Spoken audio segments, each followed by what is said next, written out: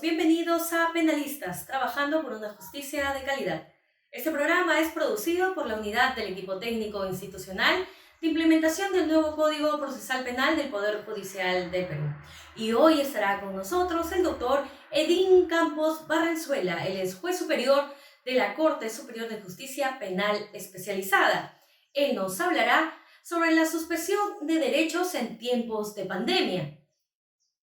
Además, presentaremos nuestras acostumbradas noticias regionales que nos envían las oficinas de imagen institucional de las 35 Cortes Superiores de Justicia del país.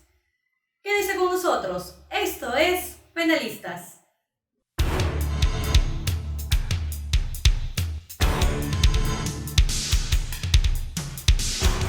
Y enseguida damos pase a nuestras noticias regionales.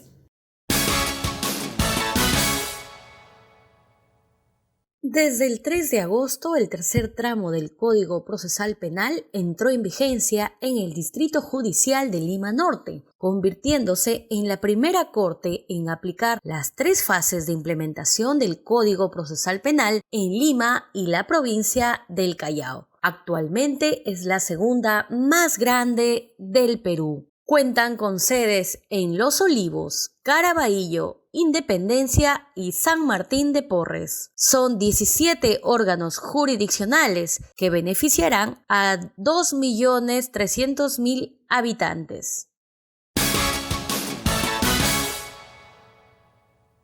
La Corte Superior de Justicia del Callao anuncia el inicio del empadronamiento, control virtual penal de procesados y sentenciados libres. El personal se pondrá en contacto con el usuario para dar inicio al control virtual penal mientras dure el estado de emergencia nacional decretado por el Estado, debido a las graves circunstancias que afectan la vida de la nación a consecuencia del COVID-19. Es importante, estimado usuario, conocer que si realizabas el cumplimiento de tu regla de conducta en las oficinas del Registro y Control Biométrico en la sede de 2 de Mayo y sede colonial de la Corte Superior de Justicia del Callao, a fin de continuar con el referido cumplimiento, deberás registrarte en el siguiente enlace para empadronarte.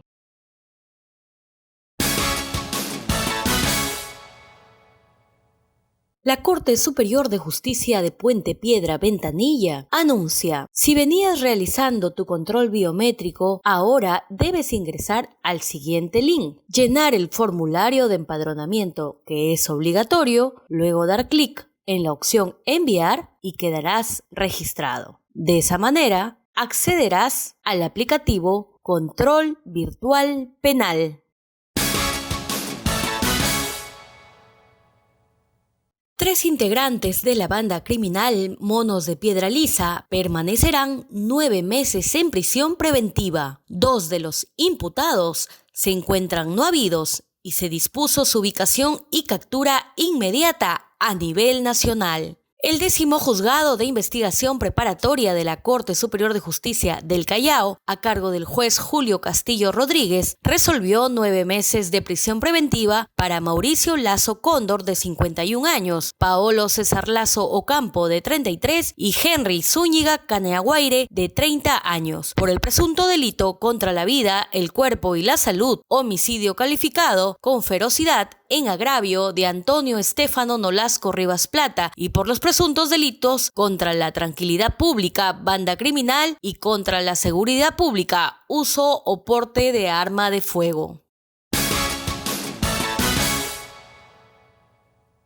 La Corte Superior de Justicia de Pasco anuncia el registro de control biométrico. Si realizas tu control biométrico, ingresa al link publicado, llena el formulario de empadronamiento, que es obligatorio, haces clic en la opción enviar y quedarás registrado. Cualquier información puedes llamar al celular 94 90 16 979 o al celular 998 57 09 50. Recuerda que el plazo vence el viernes 21 de agosto. Corte Superior de Justicia del Callao adquirió equipos informáticos para contribuir al trabajo remoto en época de pandemia. Laptops y webcams coadyuvarán al desarrollo de labores del personal que pertenece al grupo vulnerable o en riesgo de contraer el COVID-19. La administración del nuevo Código Procesal Penal de la Corte del Callao adquirió nuevos equipos informáticos para coadyuvar así al desarrollo funcional de los magistrados y personal jurisdiccional durante el tiempo de emergencia sanitaria decretado por el gobierno, debido a que muchos de los trabajadores pertenecen al grupo de riesgo y se encuentran en situación de vulnerabilidad al contraer el virus. Además, estas 100 laptops recién adquiridas facilitarán el desarrollo funcional de los trabajadores, quienes podrán atender a tiempo real los procesos a través de la ejecución de las audiencias virtuales ya programadas.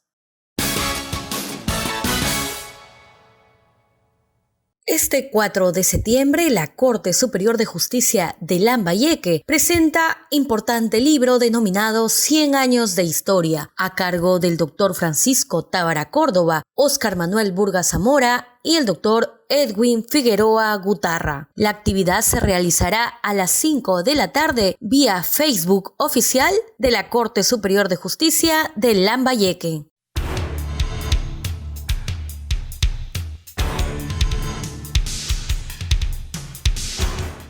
Bien, como ya habíamos anunciado, está con nosotros el doctor Edín Campos Barranzuela.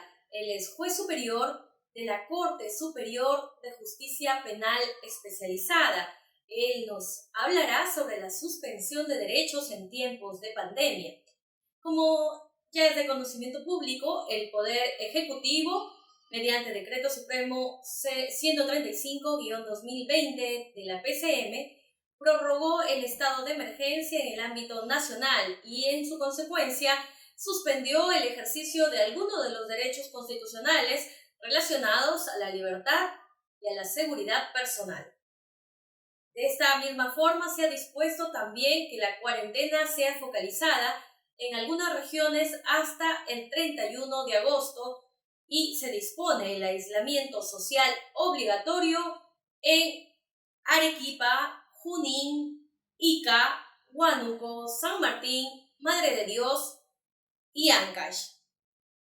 Además de que los días domingo no salga nadie de sus hogares.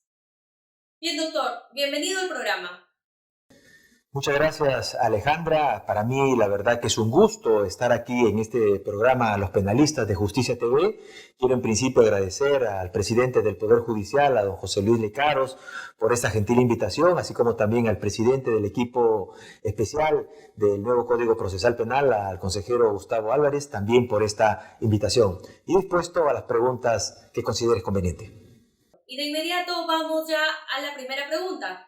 De conformidad, ¿a qué ley el presidente de la República puede decretar en todo el territorio nacional o parte de él el establecimiento de un estado de emergencia? Bueno, en principio debo participar que es atribución constitucional del presidente de la República emitir los estados de excepción. Es decir, son momentos del Estado peruano mediante el cual se restringen o se suspenden algunos derechos relativos a la libertad de reunión, a la libertad de tránsito, así como también la inviolabilidad del domicilio. En tal sentido, esta atribución constitucional del presidente de la República es propia cuando se producen actos de calamidad, de grave alteración del orden público y cuando la vida democrática e institucional de la nación se ve de alguna manera en peligro. En el estado de emergencia en el Perú se prohíbe o restringe derechos fundamentales. ¿Cuáles serían estos derechos? Bueno, en efecto, el artículo 137 de la Constitución Política del Estado establece hasta 4 derechos mediante el cual pueden ser restringidos a todos los ciudadanos, pero siempre dentro de un lapso determinado. El decreto supremo que acaba de emitir la presidencia del Consejo de Ministros y por supuesto firmado por el señor presidente obedece que estos derechos son suspendidos relativos a las libertades personales y las seguridades, así como también el derecho a reunión de libre tránsito en este caso y la inviolabilidad del domicilio, pero estos están sujetos dentro de un plazo determinado. En esta oportunidad, por ejemplo, en varios distritos o regiones del país, estos empiezan desde las 10 de la noche hasta las 4 de la madrugada. madrugada, pero en 15 regiones empieza a partir de las 8 de la noche y termina a partir de las 4 de la madrugada, hora en la cual se pueden o se recuperan los derechos constitucionales relativos al bloque de constitucionalidad. En relación a la anterior pregunta, ¿cómo lo reconoce la doctrina constitucional y en qué consiste y por cuánto tiempo se establece? El artículo 137 de la Constitución Política del Estado, así como también otras constituciones comparadas y también cierto sector de la doctrina, considera de que el presidente de la República puede establecer el plazo de los estados de excepción hasta 60 días. Eso significa que puede hacerlo dentro de 48 horas, 15 días o 30 días, como lo acaba de hacer en este mes, que el plazo del estado de excepción es hasta el 31 de agosto. Y si es que la extensión se produce por 2 meses, tiene que dar cuenta, por supuesto, al Congreso de la República. Tiene, por supuesto, que el Poder Legislativo analizar la viabilidad, o en su momento también podría cuestionar la prórroga o la suspensión de este decreto supremo que suspende o restringe los derechos constitucionales. Estas decisiones se deben a la grave situación que estamos pasando con el avance de la pandemia denominada COVID-19? Pero por supuesto, en el sentido de que esta suspensión o restricción de derechos está exclusivamente relacionado con el avance y la pandemia del COVID-19. Las cifras oficiales del SINADEP indican que llevamos aproximadamente cerca de 22.000 muertos, aunque se dice que la muerte sospechosa ascendería a 47.000 personas en el país. Imaginamos, doctor, que las restricciones de estos derechos se basan en algunas excepciones. En ese sentido, ¿se están vulnerando derechos?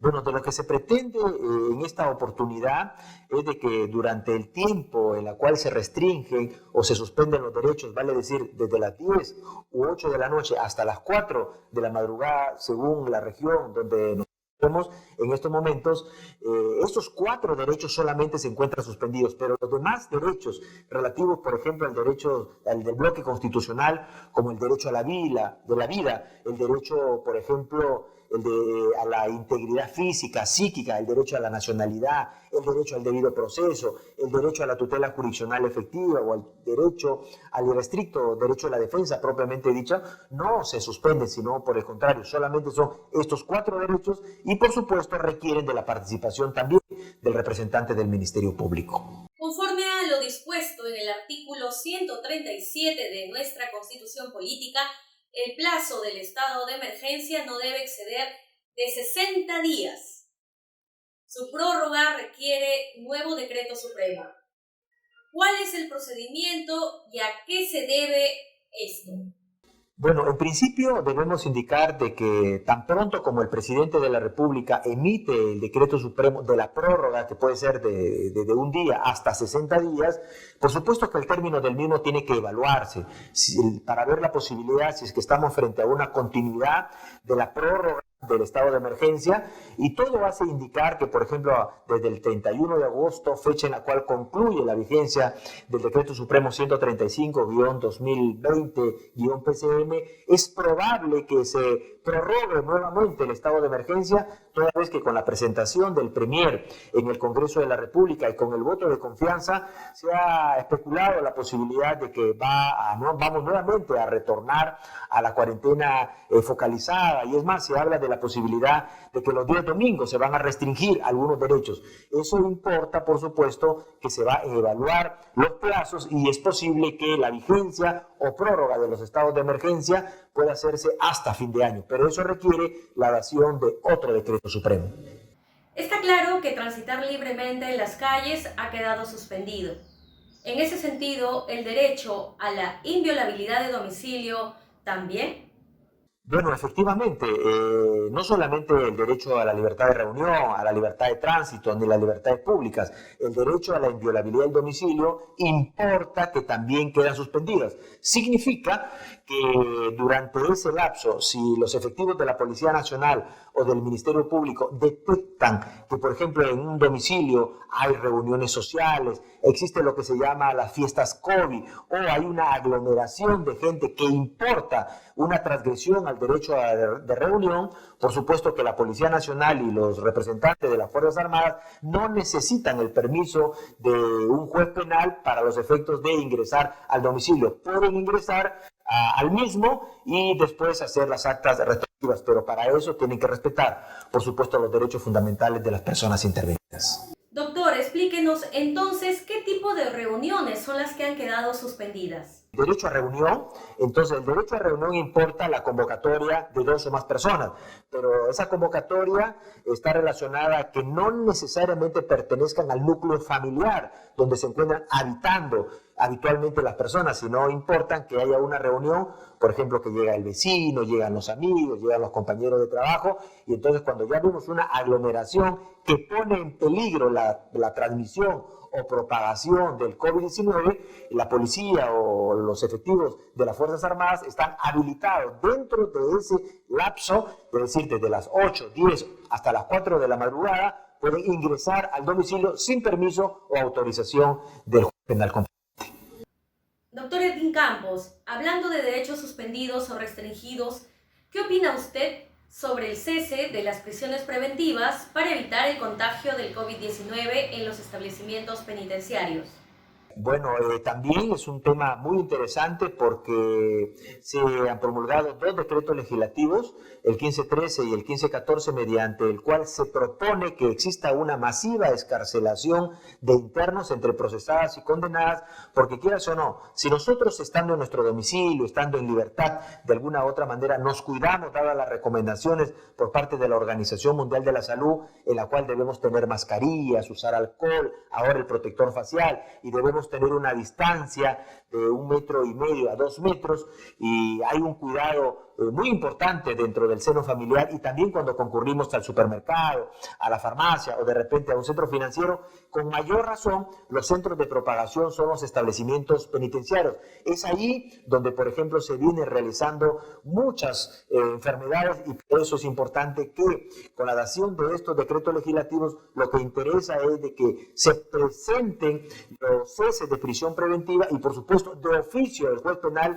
puede también decretar esta libertad de las personas siempre y cuando se acredite que el interno procesado o procesada se encuentre con COVID-19, el establecimiento penitenciario sea un centro de propagación o de alguna u otra manera tenga alguna enfermedad de comorbilidad, lo que hace propicio que puede estar en peligro su integridad física y su propia vida del interno. Estamos obstaculizando de alguna manera los acuerdos de la Convención Interamericana de Derechos Humanos y el Pacto Internacional de Derechos Civiles y Políticos.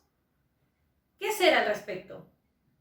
Lo importante es de que la Organización de los Estados Americanos, así como también la Comisión Interamericana de Derechos Humanos, y por supuesto también los demás organismos internacionales como el Tribunal Europeo de Derechos Humanos, han establecido que en esta época de pandemia se debe tener una especial atención para las personas que se encuentran recluidas o están purgando pena en los establecimientos penitenciarios, porque es justamente ahí donde son focos de propagación y son centros infecciosos del coronavirus. Entonces hay personas, por ejemplo, que son mayores de 65 años de edad, son personas que tienen enfermedades de comorbilidad, por ejemplo, tienen lupus, tienen diabetes, tienen obesidad, tienen enfermedades cardiorrespiratorias, algunos cáncer, otros VIH, otros tuberculosis. Entonces es importante atenderlos, como también es importante atender a aquellas personas que han cometido delitos o vienen siendo procesadas por hechos punibles de mínima punibilidad. Y también, por supuesto, aquellas personas que son cabezas de familia, mujeres que se encuentran en estado de gestación o que son cabezas de familia y tienen hijos menores a 3 años. También, por supuesto, para aquellas personas que son mayores de 18 pero menores de 21 años y que no tienen antecedentes penales. Frente a este tipo de personas, el órgano jurisdiccional evalúa su situación jurídica para poder resolver, si es que el caso amerita, la situación jurídica, y en este caso se podría dar la libertad de estas personas. ¿Cuál debería ser la actuación de las Fuerzas Armadas cuando asumen el control interno del país? ¿Cuál es el protocolo a seguir en estas épocas de pandemia y dónde se pone a disposición a la persona intervenida? En principio, consideramos de que tanto la Policía Nacional como las Fuerzas Armadas asumen el control interno del país o parte de él cuando nos encontramos frente a una situación nacional de emergencia. Lo importante que tenemos que diferenciar es aislamiento social obligatorio, distanciamiento social obligatorio, emergencia nacional sanitaria y estados de excepción o estados de emergencia. Recuerden que en la época del terrorismo, por ejemplo, se llamaba toque de queda. Ahora el presidente de la República ha considerado denominarlo estado de emergencia. Y en consecuencia, el rol de las Fuerzas Armadas y de la Policía Nacional es justamente de custodiar para que nadie pueda circular dentro de este horario de 8 o 10 hasta las 4 de la madrugada y al mismo tiempo que se respete el derecho a reunión, el respeto de libre tránsito y la inviolabilidad del domicilio, porque estos derechos están suspendidos, al igual que el derecho a la libertad y seguridad. En consecuencia, el rol que le corresponde o el papel que le corresponde a la Policía Nacional sirve de garante de respeto a los derechos humanos y por supuesto también de custodio del orden público para que se cumpla, por supuesto, el respeto a estos derechos suspendidos. A manera de conclusión, la restricción de estos derechos fundamentales durante el estado de emergencia nacional sanitaria impide circular libremente por las calles de la ciudad o permanecer en lugares públicos. Se dispone también que todos los peruanos permanezcan en sus hogares en el horario de 10 de la noche a 4 de la mañana, con la finalidad de que se evite el masivo contagio del COVID-19 y así también disminuir la propagación de esta grave enfermedad. ¿Usted cree que con eso podremos frenar esta situación? Es importante la pregunta que usted formula porque al inicio del aislamiento social obligatorio, así como en el estado de emergencia, sin embargo, después del restablecimiento de la vida en común y la cuarentena focalizada, hemos podido apreciar que, por ejemplo, los medios de comunicación dan cuenta que en el último fin de semana, por lo menos se han registrado hasta 147 fiestas COVID, que han sido intervenidas por parte de los miembros del orden. Entonces, hay que tener mucho cuidado. Yo considero que la policía y las Fuerzas Armadas están en capacidad de poder controlar en todo el país esta situación, pero corresponde a los ciudadanos, corresponde a todos nosotros acatar este tipo de disposiciones. Por ejemplo, no reuniéndonos, no haciendo fiestas. Si bien podemos celebrar una fiesta de cumpleaños o una reunión social, tiene que hacerse en estricto privado solamente con la familia. ¿Por qué? Porque una reunión demanda de poder libar bebidas alcohólicas y la persona ya en estado de embriaguez pierde todo tipo de noción de poder, por lo menos, cuidarse y poder prevenir el coronavirus. Lo que se pretende, por ejemplo, es que menos enfermos tengamos en el país y, por supuesto, menos muertes, que lamentar que, por supuesto, ya estamos bordeando los 50,000 personas fallecidas en todo el país. De otro lado, las autoridades vienen cumpliendo su rol, pero ¿se estarían dando abasto para solucionar o frenar esta situación en el país? Dos aspectos muy importantes. El primero, de que es posible que el estado de emergencia se continúe ampliando hasta fin de mes, y eso es muy saludable por parte del presidente de la República, porque va a permitir que se puedan prevenir los actos del coronavirus. Y una llamada de atención a todos los peruanos para que durante el lapso en la cual nos encontramos, vale decir desde las 8, 10 o hasta las 4 de la madrugada, el tiempo en la cual nos encontramos en esta situación de emergencia, vamos a respetar, evitemos las reuniones sociales, evitemos salir a las calles y por supuesto respetemos las disposiciones de que el Poder Ejecutivo en estos momentos ha realizado, sobre todo acatar el mandato constitucional y de la misma forma los órganos jurisdiccionales como el Ministerio Público y por supuesto el Poder Judicial se encuentra preparado para poder resolver cualquier situación jurídica que presenten los abogados respecto a la prisión preventiva en la cual se encuentran aproximadamente 95.450 internos entre procesados y condenados. Existe un decreto legislativo, el 1513, mediante el cual se establece que el juez de emergencia sanitaria podría inclusive establecer o emitir una resolución judicial colectiva, pero eso depende caso por caso, siempre y cuando, por supuesto, cumpla con los presupuestos para poder deshacinar los establecimientos penitenciarios. Doctor, agradecemos mucho su participación en el programa. Palabras finales. Quisiera agradecer a Alejandra por esta oportunidad que me ha permitido dirigirme a esta fina audiencia de cientos de miles de de personas que nos encuentran en estos momentos observando, y creo que hay que contribuir de alguna u otra manera con este tipo de conceptos de carácter académico. Quiero agradecer también al presidente del Poder Judicial, al doctor José Luis Licaros, por esta invitación, y desde luego al responsable de la UETI Penal, a don Gustavo Álvarez, quien viene realizando una importante labor en torno a la consolidación de la reforma procesal penal. Cuando considere conveniente me pongo a disposición de ustedes para poder tratar estos temas que son ciertamente muy importantes. Por eso mi agradecimiento y será hasta una nueva oportunidad. Bien, estuvo con nosotros el doctor Edín Campos Barrenzuela, juez superior, integrante de la Corte Superior Nacional de Justicia Penal Especializada. Muchas gracias por su participación en el programa. Y muy bien, amigos, hasta aquí llegamos el día de hoy. Muchas gracias por su sintonía. No se olviden seguirnos en nuestras cuentas oficiales de Facebook, Twitter, YouTube e Instagram. Y también estamos en Justicia TV, el canal de los jueces peruanos. Hasta la próxima.